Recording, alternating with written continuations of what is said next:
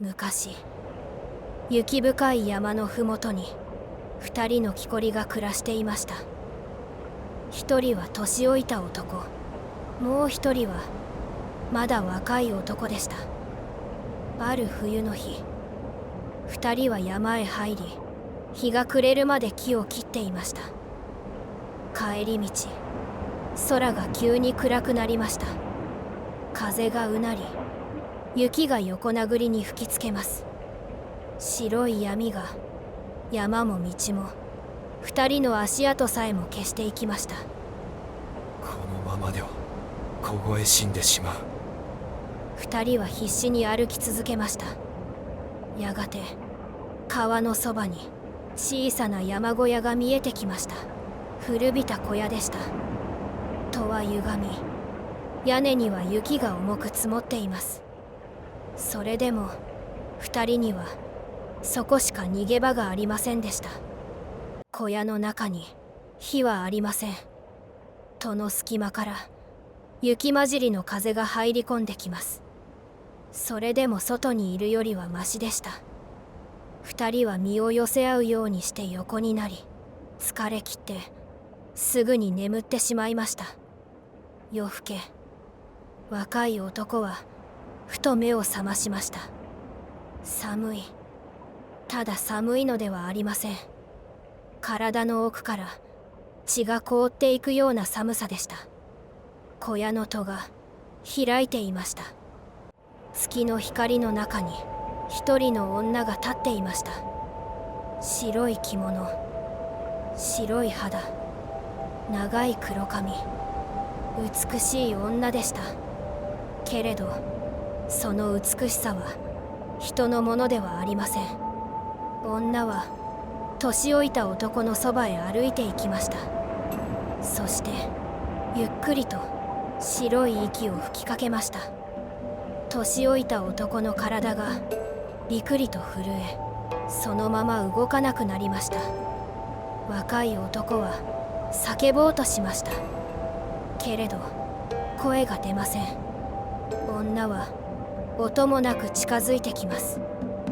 お前も連れて行くつもりだった。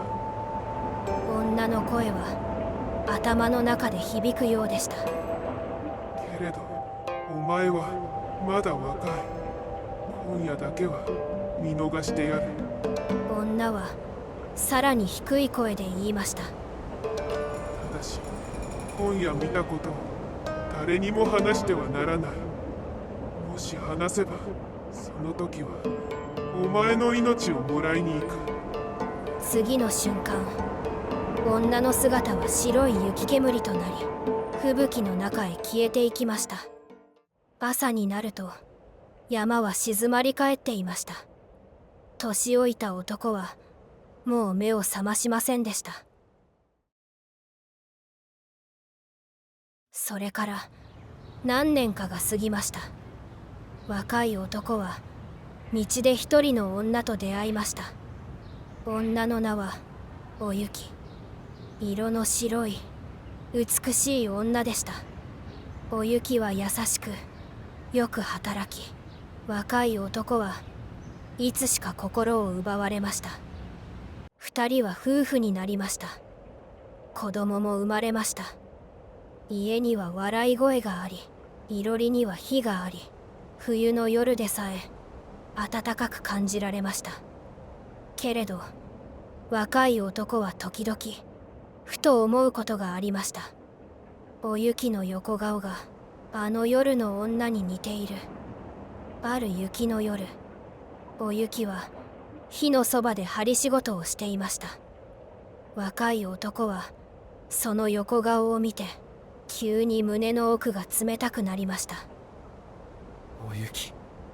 男はぽつりと言いました。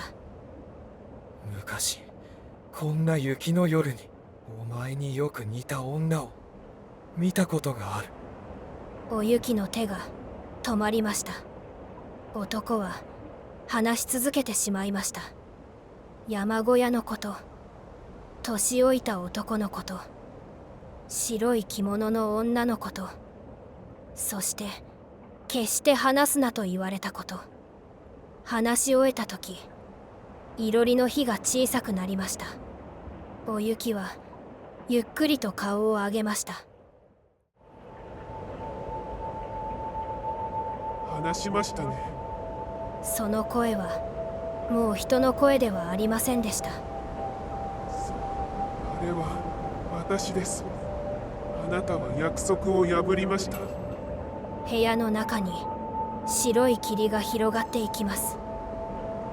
本当なら今ここであなたの命をもらうところです。その時、眠っている子供たちを見て、おゆきは静かに目を伏せました。この子たちの父親を今は奪いません。けれど忘れないでください。私はいつでも見ています。そう言うと、おゆきの体は白い霧となり、月明かりの雪の夜へ消えていきました。それから二度とおゆきが家に戻ることはありませんでした。